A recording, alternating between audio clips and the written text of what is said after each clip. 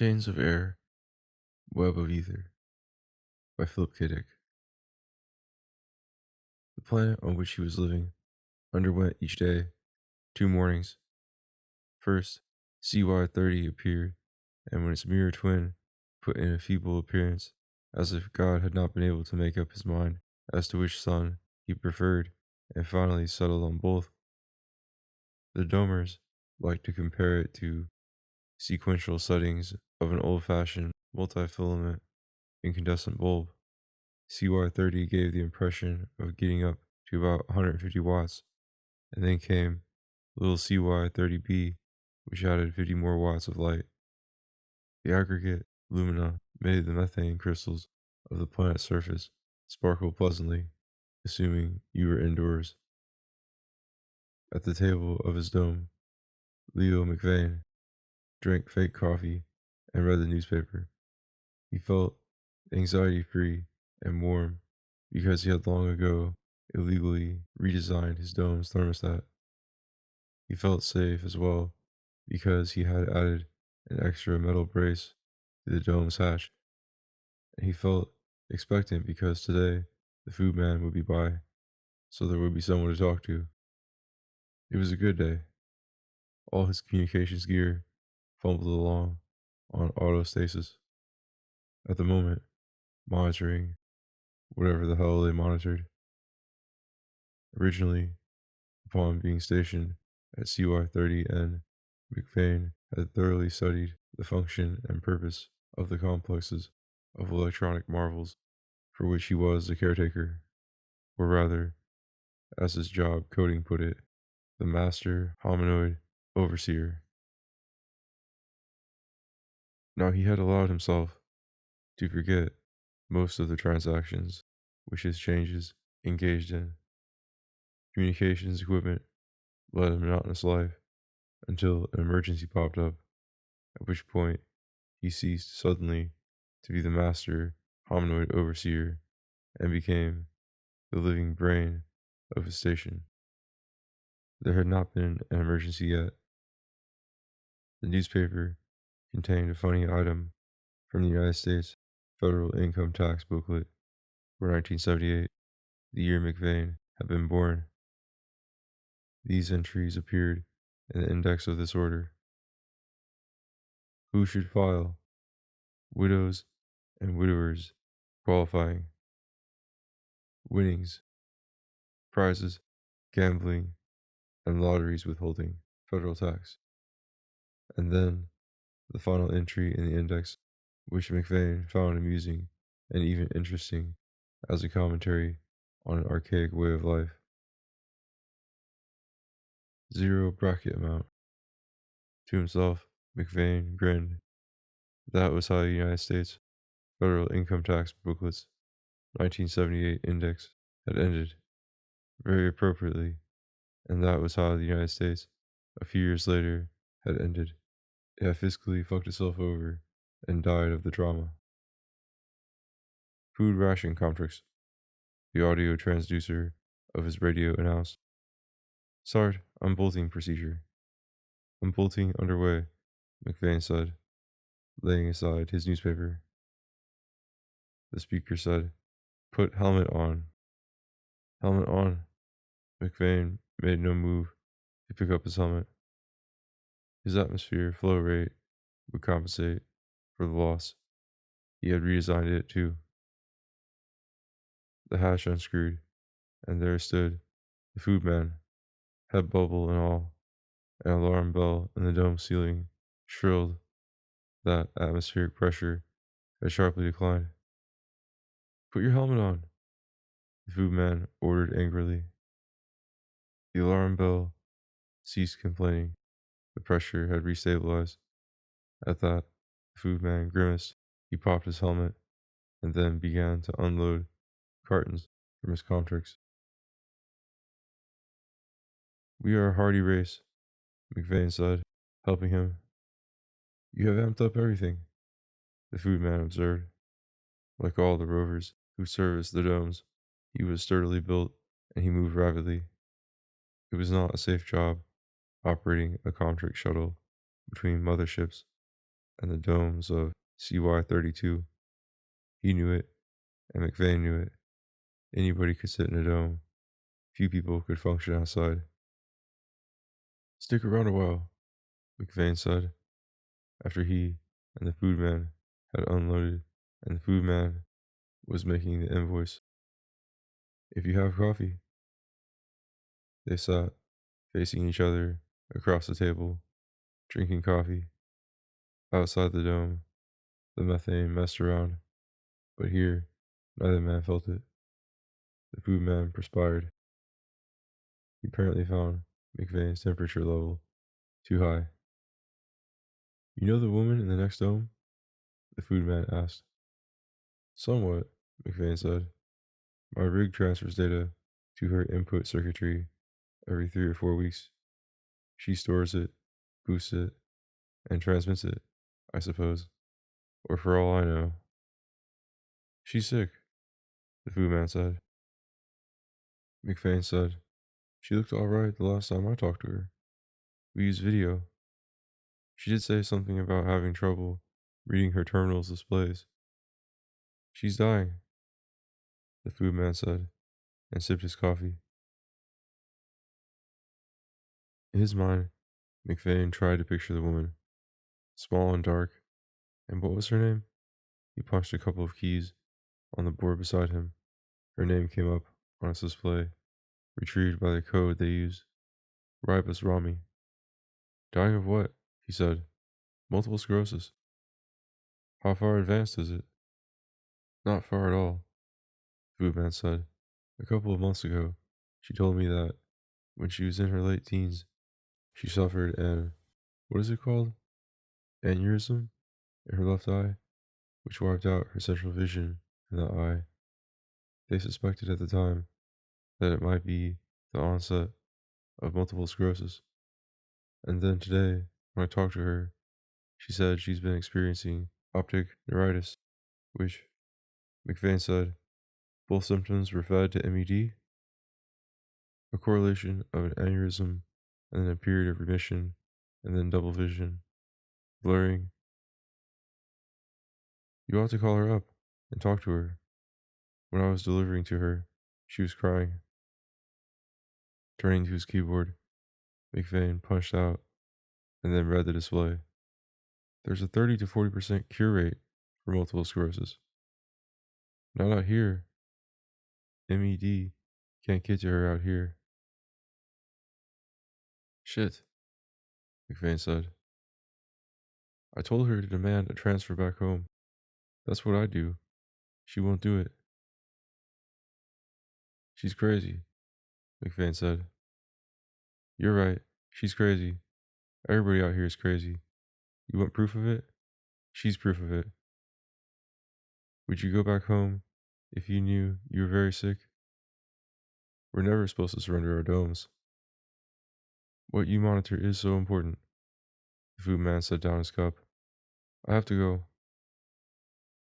As he got to his feet, he said, call her and talk to her. She needs someone to talk to, and you're the closest dome. I'm surprised she didn't tell you.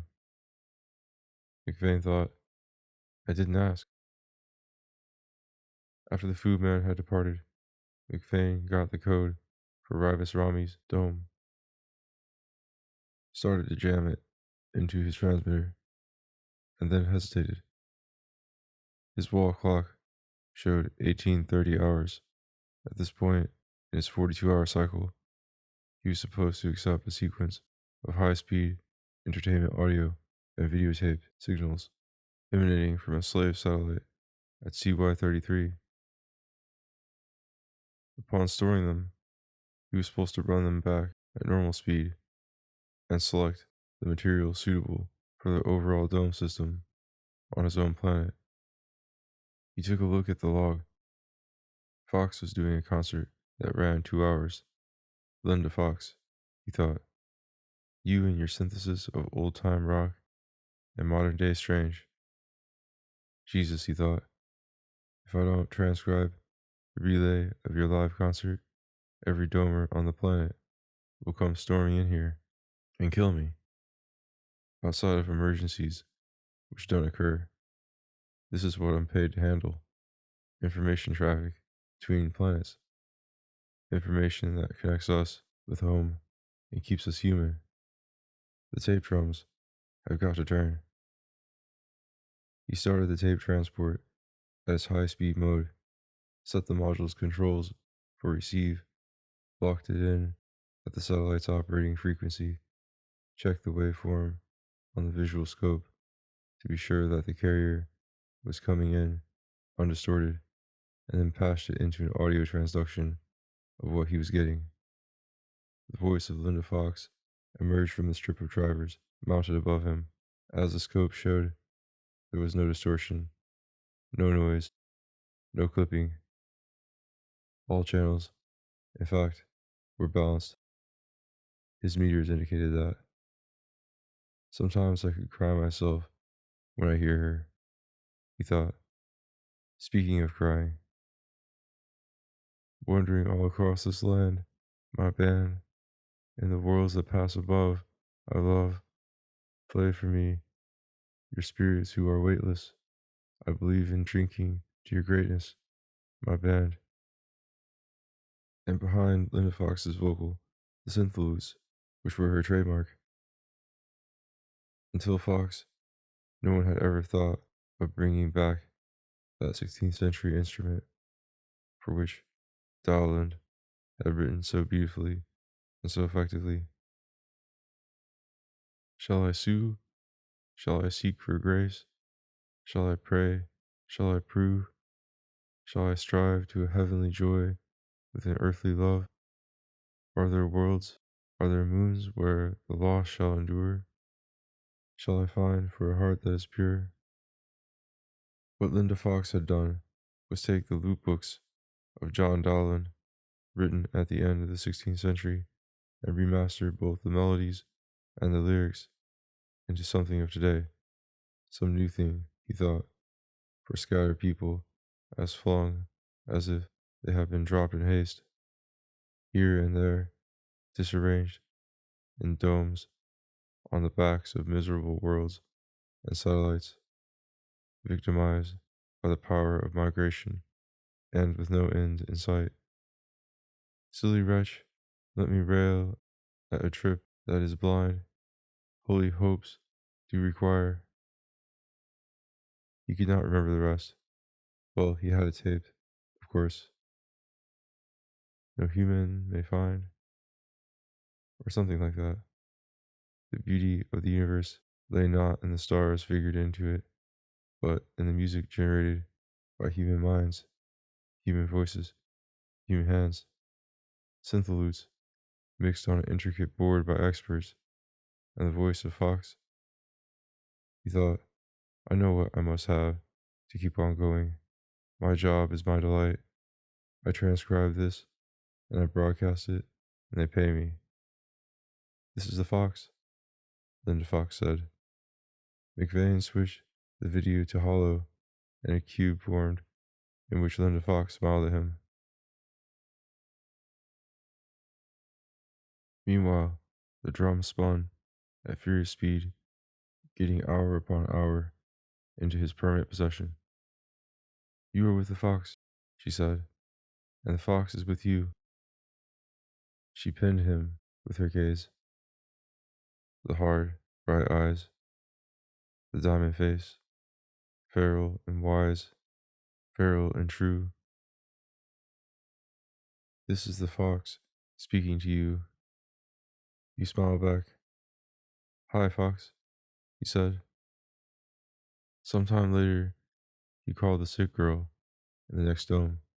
It took her an amazingly long time to respond to his signal.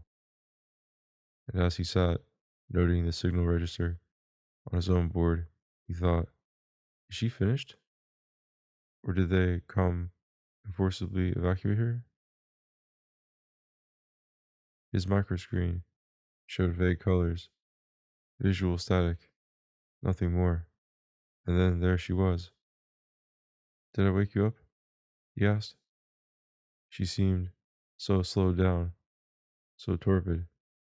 Perhaps, he thought, she sedated. No, I was shooting myself in the ass. What? He said, startled. Chemotherapy, Barbara said. I'm not doing too well. I just taped a terrific Linda Fox concert. I'll be broadcasting it in the next few days. It'll cheer you up. It's too bad we're stuck in these domes. I wish we could visit one another. The food man was just here. In fact, he brought me my medication. It's effective, but it makes me throw up.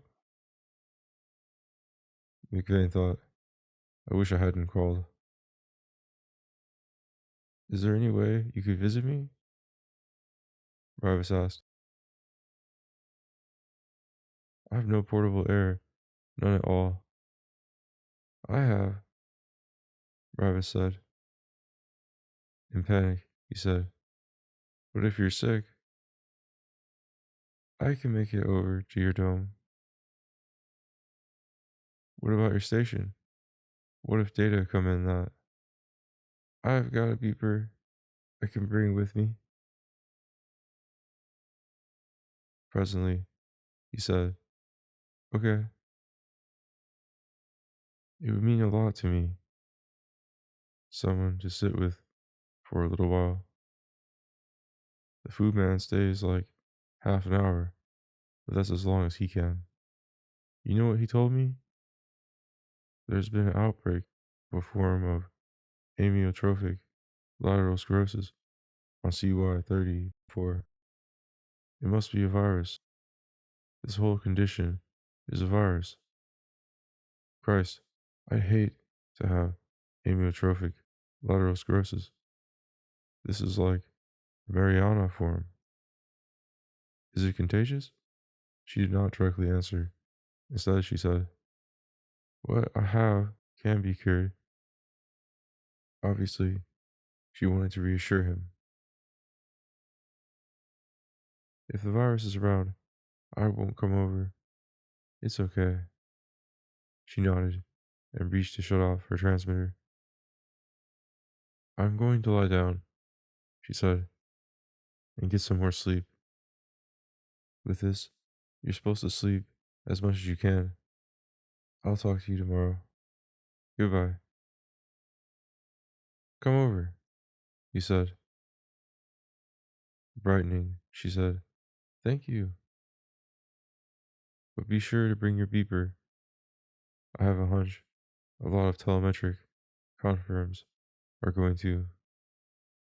Oh, fuck the telemetric confirms, Rava said, with venom. I'm so sick of being stuck in this goddamn dome. Aren't you going buggy, sitting around, watching tape drums turn, and tidal meters, and gauges, and shit? I think you should go back home, he said. No, she said, more calmly. I'm going to follow exactly the MED instructions for my chemotherapy and beat this fucking MS. I'm not going home. I'll come over and fix your dinner. I'm a good cook. My mother was Italian. My father is Chicano. So I spice everything I fix. Except you can't get spices out here. But I figured out how to beat that with different synthetics. I've been experimenting. In this concert I'm going to be broadcasting, McVeigh said, the Fox does a version of Dahlon's Shall I Sue? A song about litigation? No, sue, in the sense of to pay court to, or woo, in matters of love. And then he realized that she was putting him on. Do you want to know what I think of the Fox? Rivas asked. Recycled sentimentality, which is the worst kind of sentimentality. It isn't even original. And she looks like her face is on upside down. She has a mean mouth. I like her. he said stiffly. He felt himself becoming mad, really mad. I'm supposed to help you? He asked himself. Run the risk of catching what you have so you can insult the fox? I'll fix you beef stroganoff with parsley noodles, Riva said. I'm doing fine, he said.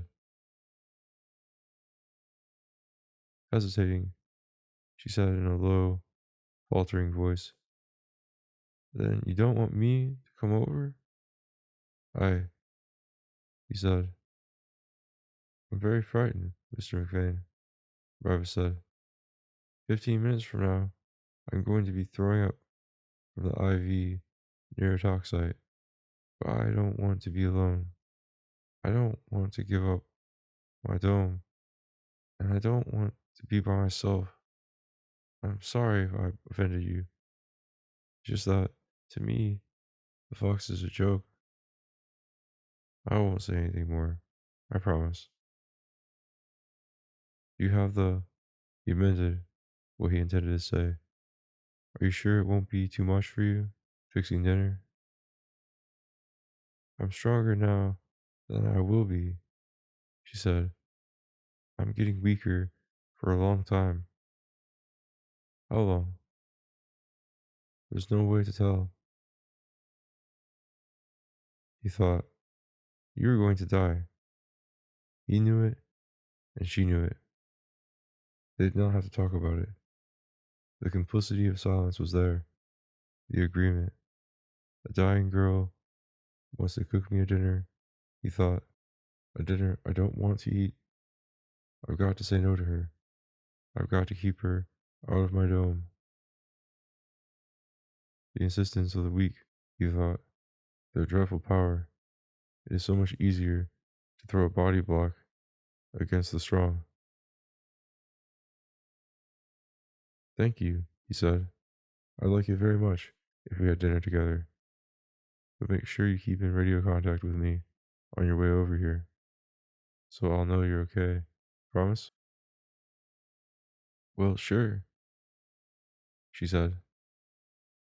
Otherwise, she smiled, they find me a century from now, frozen with pots, pans, and food, as well as synthetic spices. You do have portable air, don't you? No, I really don't, he said, and knew that his lie was palpable to her. The meal smelled good and tasted good, but halfway through, Rivas excused herself and made her way unsteadily from the matrix of the dome, his dome, into the bathroom. He tried not to listen. He arranged it with his precept system not to hear, and with his cognition not to know. In the bathroom, the girl, violently sick, cried out, and he gritted his teeth and pushed his plate away. And then, all at once, he got up and set in motion his in-dome audio system. He played an early album of the Fox. Come again, sweet love, doth now invite thy graces that refrain to do me due delight. Do you by any chance have some milk? Ravis asked, standing at the bathroom door, her face pale. Silently, he got her a glass of milk, or what passed for milk on their planet.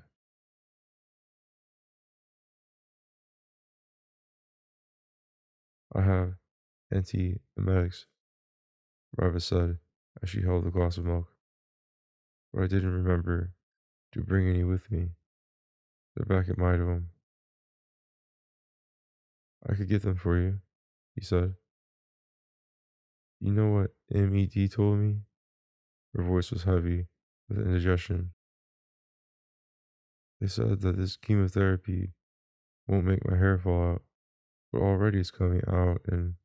Okay, he interrupted. Okay? I'm sorry, he said. This is upsetting you, Ravis said. The meal is spoiled, and you're... I don't know what. If I'd remembered to bring my antiemetics, I'd be able to keep from. She became silent. Next time, I'll bring them. I promise. This is one of the few albums of the Fox that I like. She was really good then, don't you think?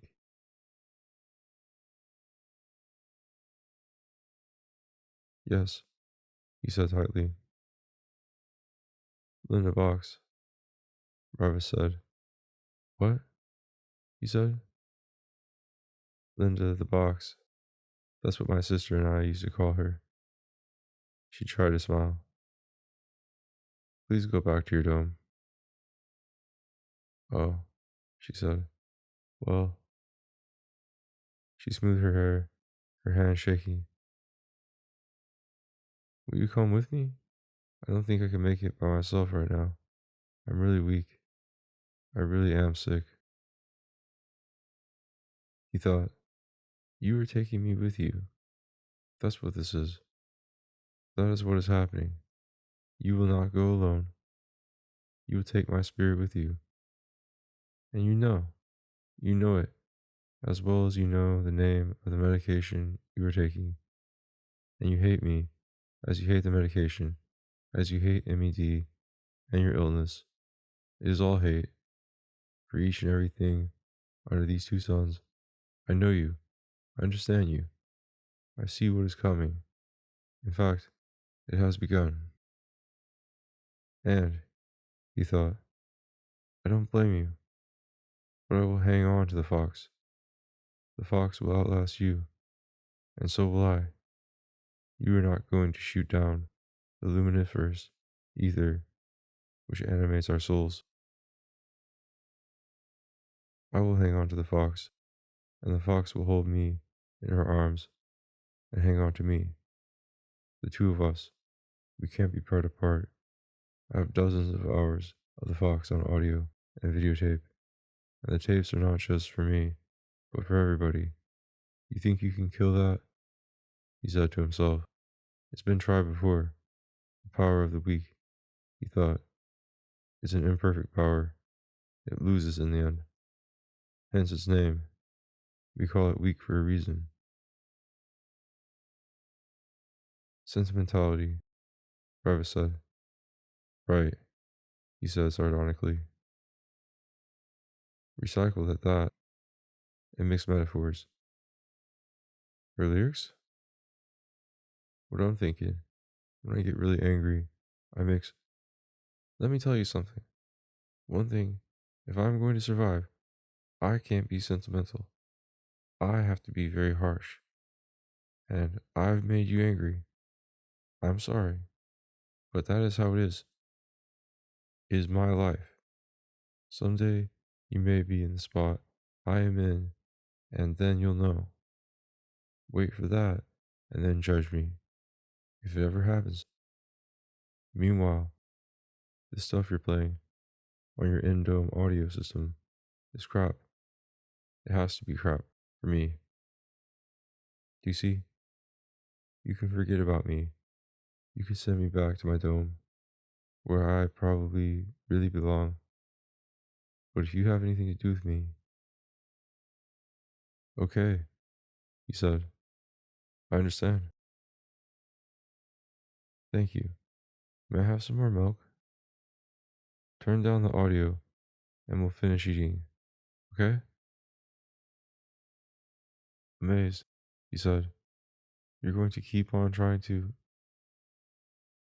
All those creatures and species who gave up trying to eat aren't with us anymore. She seated herself unsteadily, holding on to the table. I admire you. No, she said. I admire you. It's harder on you. I know. Death? He began. This isn't death. You know what this is? In contrast to what's coming out of your audio system, this is life. The milk, please. I really need it. As he got her more milk, he said, I guess you can't shoot down either.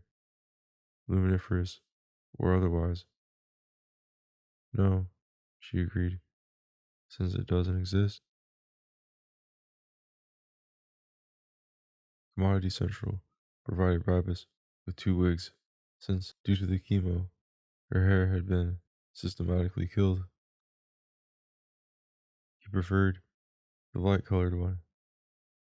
When she wore her wig, she did not look too bad, but she had become weakened, and a certain querulousness had crept into her discourse, because she was not physically strong any longer. Due more, he suspected, to the chemotherapy than to her illness. She could no longer manage to maintain her dome adequately. Making his way over there one day, he was shocked at what he found: dishes, pots, and pans, and even glasses of spoiled food, dirty clothes strewn everywhere, litter and debris. Troubled, he cleaned up for her, and, to his vast dismay, realized that there was an odor pervading her dome, a sweet mixture of the smell of illness, of complex medications, the soiled clothing, and, worst of all, the rotting food itself. Until he cleared an area, there was not even a place for him to sit. Bribus lay in bed, wearing a plastic robe, open at the back. Apparently, however, she still managed to operate her electronic equipment. He noted that the meters indicated full activity, but she used the remote programmer, normally reserved for emergency conditions. She lay propped up in bed, with the programmer beside her, along with a magazine and a bowl of cereal and several bottles of medication. As before, he discussed the possibility of getting her transferred. She refused to be taken off her job. She did not budge. "I'm not going into a hospital," she told him, and that, for her, ended the conversation. Later, back at his own dome, gratefully back, he put a plan into operation. The large AI system, Artificial Intelligence Plasma, which handled the major problem solving for star systems in their area of the galaxy, had some available time which could be bought for private use. Accordingly, he punched in an application and posted the total sum of financial credits he had saved up during the last few months. From Fomalhaut, where the plasma drifted, he received back a positive response. The team which handled traffic for the plasma was agreeing to sell him 15 minutes of the plasma's time. At the rate at which he was being metered, he was motivated to feed the plasma his data very skillfully and very rapidly. He told the plasma who Ribus was, which gave the AI system access to her complete files, including her psychological profile, and he told it that his dome was the closest dome to hers, and he told it of her fierce determination to live and her refusal to accept a medical discharge or even transfer from her station. He cupped his hand into the shell for psychotronic output so that the plasma at Fomalhaut could draw directly from his thoughts, thus making available to it all of his unconscious, marginal impressions, realizations, doubts, ideas, anxieties, needs. There will be a 5-day delay in response, the team signaled him, because of the distance involved. Your payment has been received and recorded. Over. Over, he said, feeling glum. He had spent everything he had. A vacuum had consumed his worth. But the plasma was a court of last appeal in matters of problem solving. What should I do? He had asked the plasma. In 5 days, he would have the answer. During the next 5 days, Rivas became considerably weaker. She still fixed her own meals, however, although she seemed to eat the same thing over and over again. A dish of high protein macaroni with grated cheese sprinkled over it. One day, he found her wearing dark glasses. She did not want him to see her eyes. My bad eye was gone berserk, she said dispassionately, rolled up in my head like a window shade. Spilled capsules and tablets lay everywhere around her on her bed. He picked up one of the half-empty bottles and saw that she was taking one of the most powerful analgesics available. MED is prescribing this for you? He said, wondering, is she in that much pain? I know somebody, Rivas said, at a dome on 4. The food man brought it over to me. This stuff is addictive. I'm lucky to get it. I shouldn't really have it.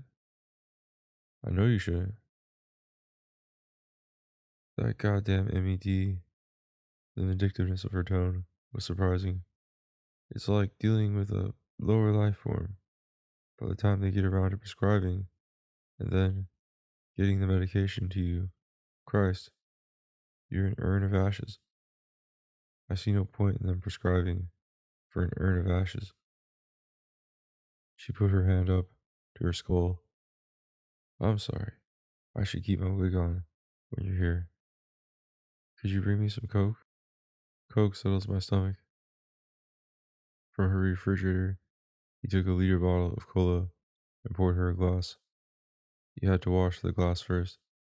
There wasn't a clean one in the dome. Propped up before her at the foot of her bed, she had her standard issue TV set going. It gabbed away mindlessly, but no one was listening or watching. He realized that every time he came over, she had it on, even in the middle of the night. When he returned to his own dome, he felt a tremendous sense of relief, of an odious burden being lifted from him. Just to put physical distance between himself and her, that was the joy which raised his spirits. It's as if, he thought, when I'm with her, I have what she has. We share the illness.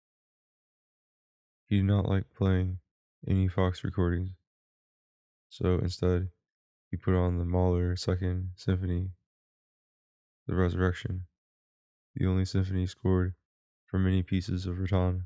He mused. A Ruth, which looks like a small broom. They use it to play the bass drum. Too bad Mahler never saw a Morley wah-wah pedal, he thought, or he would have scored it into one of his longer symphonies. Just as the comms came in, his own dome audio system shut down. An extrinsic override had silenced it. Transmission from Fomalhaut. Standing by. Use video, please. 10 seconds till start. Thank you, he said.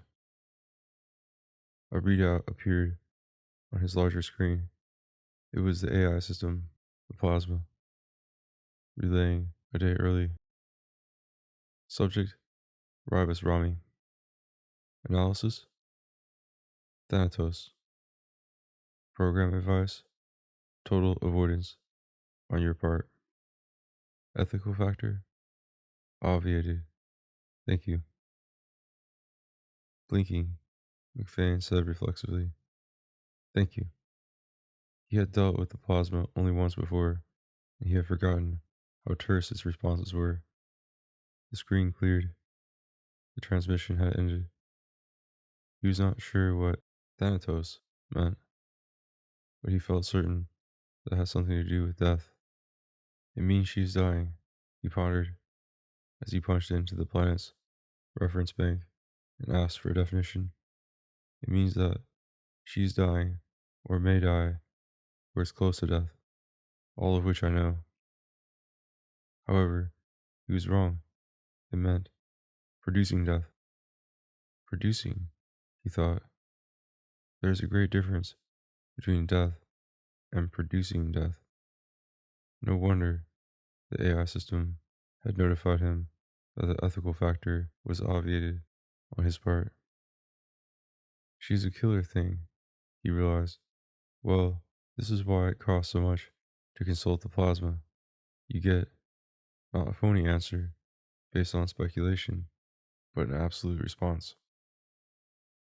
While he was thinking about it and trying to calm himself down, his telephone rang.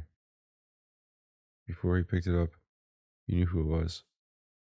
Hi, hi, he said.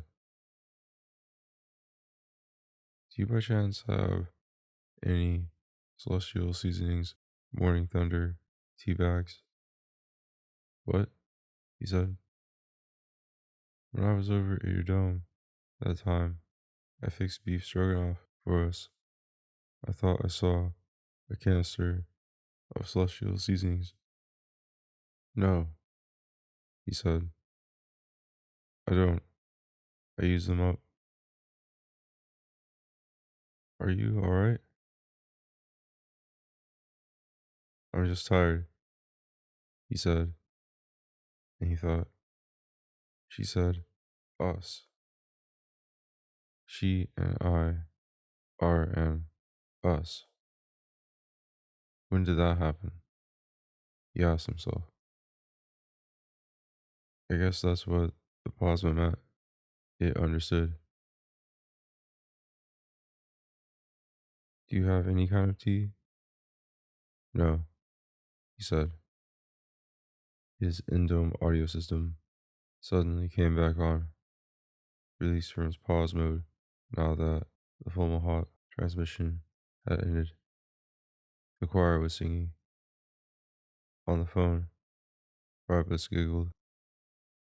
Fox is doing sound on sound, a whole chorus of 1,000. This is Mahler, he said, roughly. Do you think you could come over and keep me company? Brabus asked. I'm sort of at loose ends. After a moment, he said, Okay, there's something I want to talk to you about. I was reading this article, and when I get there, he broke in. We can talk. I'll see you in a half an hour. He hung up the phone. When he reached her dome, he found her propped up in bed, wearing her dark glasses and watching a soap opera on her TV. Nothing had changed since he last had visited her, except that the decaying food in the dishes and the fluids in the cups and glasses had become more dismaying. You should watch this, Rava said, not looking up. Okay, I'll fill you in. Becky is pregnant, but her boyfriend doesn't. I brought you some tea. He set down 4 tea bags. Could you get me some crackers? There's a box on the shelf over there. I need to take a pill. It's easier for me to take medication with food than with water because when I was about 3 years old, you're not going to believe this. My father was teaching me to swim.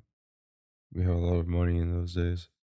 My father was well, he still is, although I don't hear from him very often. He hurt his back on one of those sliding security gates at a condo cluster where her voice trailed off. She had again become engrossed in her TV. McFain cleared off a chair and seated himself. I was very depressed last night, Rava said. I almost called you. I was thinking about this friend of mine who's now, well, she's my age, but she's got a class 4C rating in time motion studies involving prism fluctuation rate or some damn thing. I hate her. At my age, can you feature that? She laughed. Have you weighed yourself recently? He asked. What? Oh no, but my weight's okay. I can tell. You take a pinch of skin between your fingers, up near your shoulder, and I did that. I still have a fat layer. You look thin, he said. He put his hand on her forehead. Am I running a fever? No, he said. He continued to hold his hand there, against her smooth, damp skin, above her dark glasses. Above, he thought, the myelin sheath of nerve fibers which had developed the sclerotic patches which were killing her. You will be better off, he said to himself, when she's dead. Sympathetically, Rabbit said, don't feel bad. I'll be okay. MED has cut my dosage of Vaseline. I only take it TID now, 3 times a day, instead of 4. You know all the medical terms, he said. I have to. They issued me a PDR. Want to look at it? It's around here somewhere. Look under those papers over there. I was writing letters to several old friends before, while I was looking for something else. I came across their addresses. I've been throwing things away. See, she pointed, and he saw sacks and sacks of crumpled papers. I wrote for 5 hours yesterday, and then I started in today. That's why I wanted the tea. Maybe you could fix me a cup. Put a whole lot of sugar in it, and just a little milk. He fixed her the tea. Fragments of a Linda Locke's adaptation of a Dawn song moved through his mind. The Almighty God, that lightest every wrong, listen to patience in a dying song. This program is really good, Rabbit said, when a series of commercials interrupted her TV soap opera. Can I tell you about it? Rather than answering, he asked, does the reduced dosage of Vascaline indicate that you're improving? I'm probably going into another period of remission. How long can you expect it to last? Probably quite a while. I admire your courage, he said. I'm bailing out. This is the last time I'm coming over here. My courage, she said. Thank you. I'm not coming back. Not coming back when? You mean today? You are a death-dealing organism, he said. A pathogen. If we're going to talk seriously, she said, I want to put my wig on. Could you bring me my blonde wig? It's around somewhere. Maybe under those clothes in the corner there, where that red top is. The one with the white buttons. I have to sew a button back on it, if I can find the button. He found her wig. Hold the hand mirror for me, she said, as she placed the wig on her skull. Do you think I'm contagious? Because MED says that at this stage, the virus is inactive. I talked to MED for over an hour yesterday. They gave me a special line. Who's maintaining your gear? He asked. Gear? She gazed at him from behind dark glasses. Your job, monitoring incoming traffic, storing info, and then transferring it. The reason you're here. It's on auto. You have 7 warning lights on right now, all red and blinking, he said. You should have an audio analog so you can hear it and not ignore it. You're receiving, but not recording. and they're trying to tell you, well, they're out of luck, she responded in a low voice. They have to take into account the fact that you're sick, he said. Yes, they do. Of course they do. They can bypass me. Don't you receive roughly what I receive? Aren't I essentially a backup station to your own? No, he said. I'm a backup station to yours. It's all the same. She slipped the mug of tea which he had fixed for her. It's too hot. I'll let it cool. Tremblingly, she reached to set down the mug on a table beside her bed. The mug fell, and hot tea poured out over the plastic floor. Christ, she said with fury. Well, that does it. That really does it. Nothing has gone right today. Son of a bitch. McVane turned on the dome's vacuum circuit and sucked up the spilled tea. He said nothing. He felt amorphous anger all through him, directed at nothing, fury without object, and he sensed that this was a quality of her own hate. It was a passion which went both nowhere and everywhere. Hate, he thought, like a flock of flies. God, he thought, how I want to be out of here. How I hate to hate like this. Hating spilled tea with the same venom as I hate terminal illness.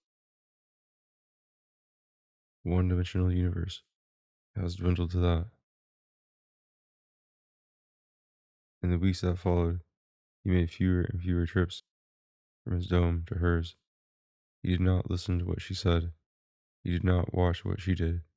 He averted his gaze from the chaos around her, the ruins of her dome.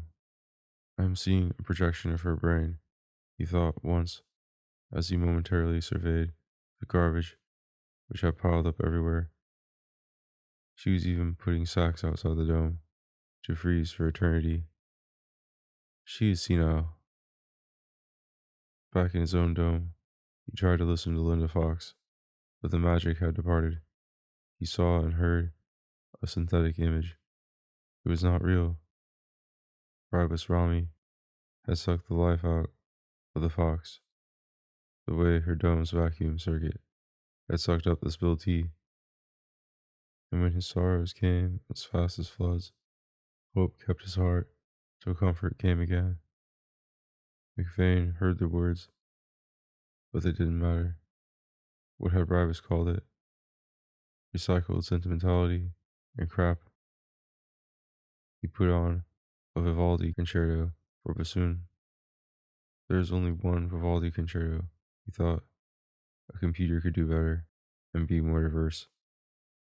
You're picking up Fox waves, Linda Fox said, and on his video transducer, her face appeared, starlit and wild. And when the Fox waves hit you, she said, you have been hit. In a momentary spasm of fury, he deliberately erased 4 hours of Fox, both video and audio, and then regretted it. He put in a call to one of the relay satellites for replacement tapes and was told they were back ordered.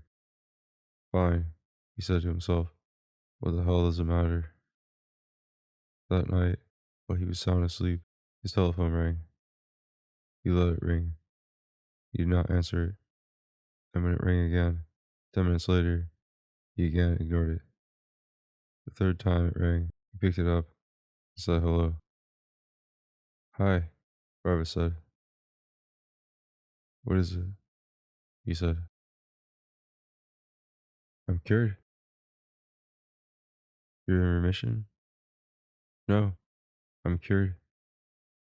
MED just contacted me.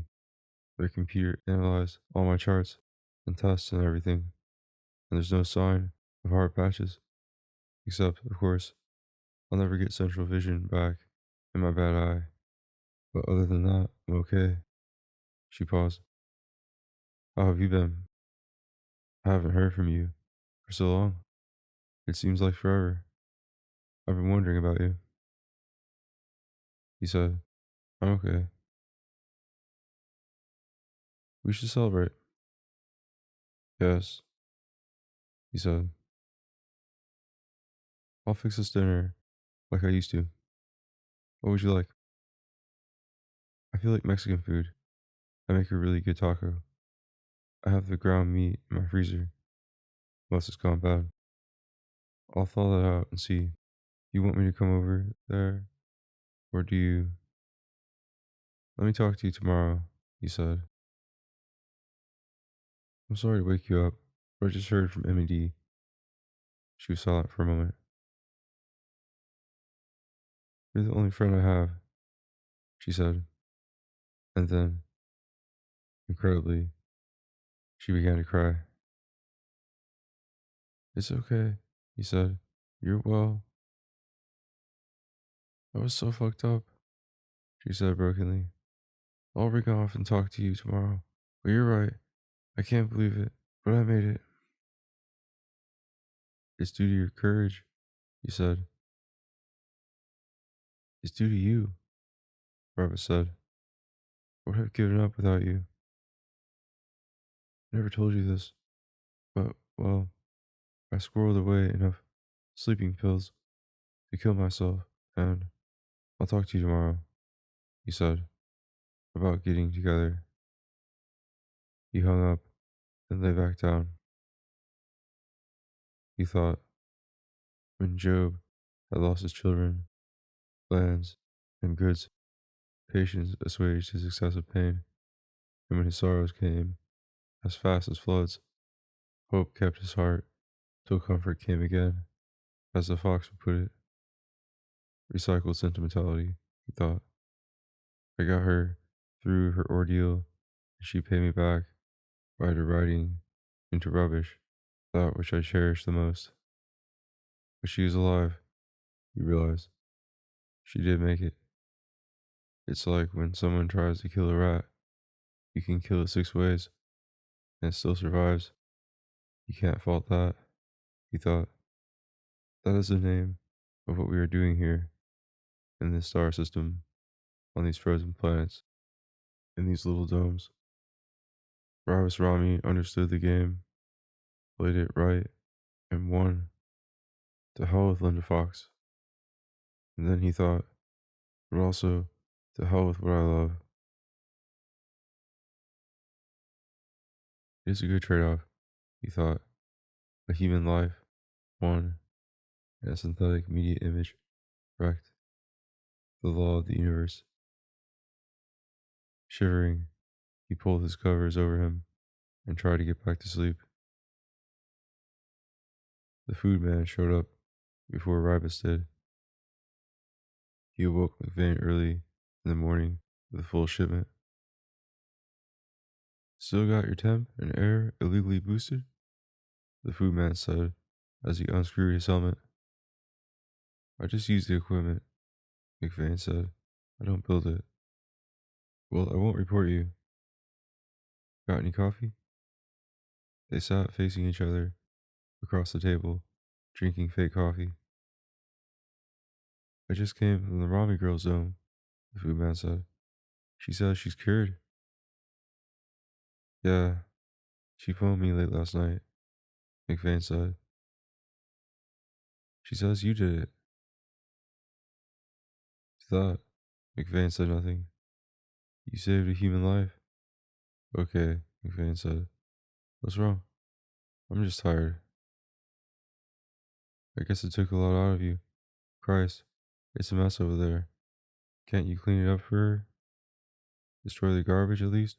And sterilize the place? The whole goddamn dome is septic. She let her garbage disposal get plugged, and it backed up raw sewage all over her cupboards and shelves where her food is stored. I've never seen anything like it. Of course, she's been so weak. McVeigh interrupted. I'll look into it. Awkwardly, the food man said. The main thing is, she's cured. She's giving herself the shots, you know. I know, McFain said. I watched her many times, he said to himself. And her hair's growing back. Boy, she looks awful without her wig. Don't you agree? Rising, McFain said.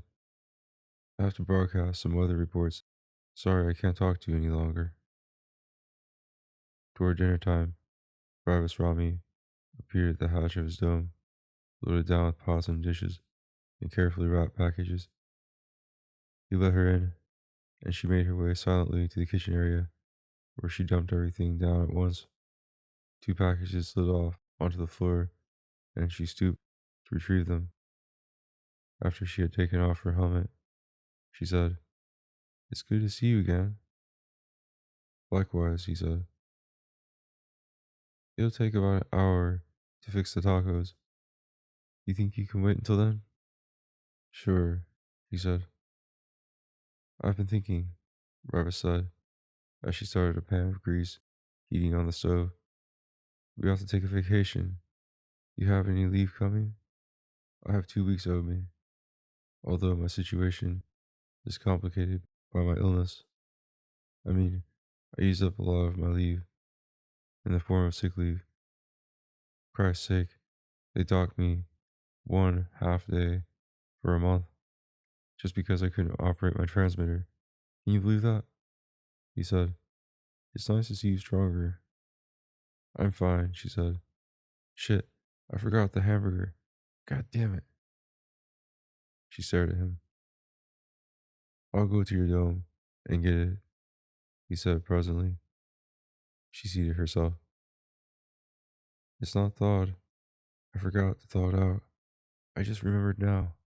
I was going to take it out of the freezer this morning, but I had to finish some letters. Maybe we could have something else and have tacos tomorrow night." "Okay," he said. "And I meant to bring your tea back. I only gave you 4 bags," he said.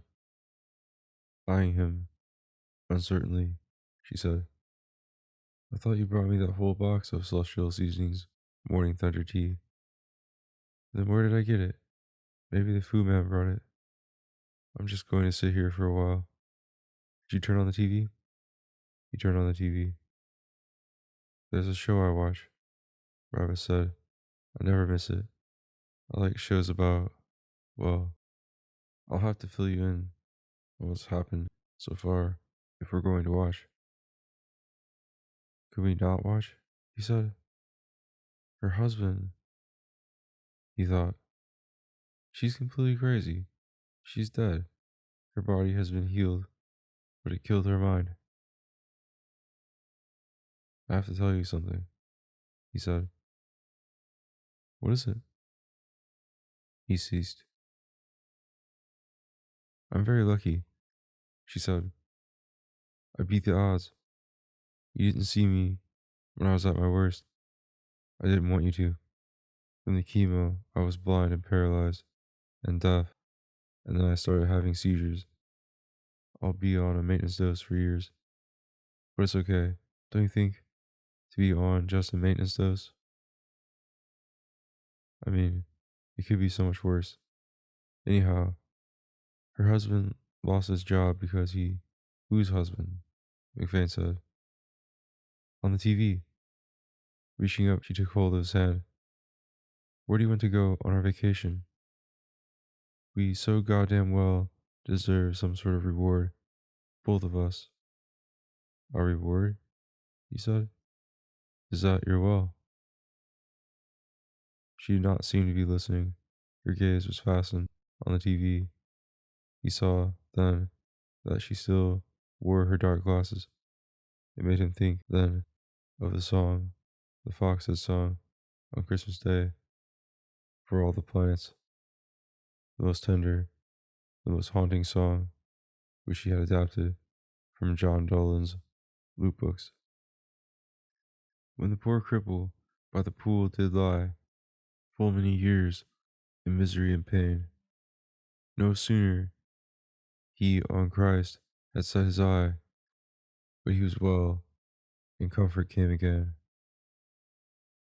Ravis Rami was saying, It was a high paying job, but everyone was conspiring against him. You know how it is in an office. I worked in an office once where, pausing, she said, "Could you heat some water? I'd like to try a little coffee." "Okay," he said, and turned on the burner.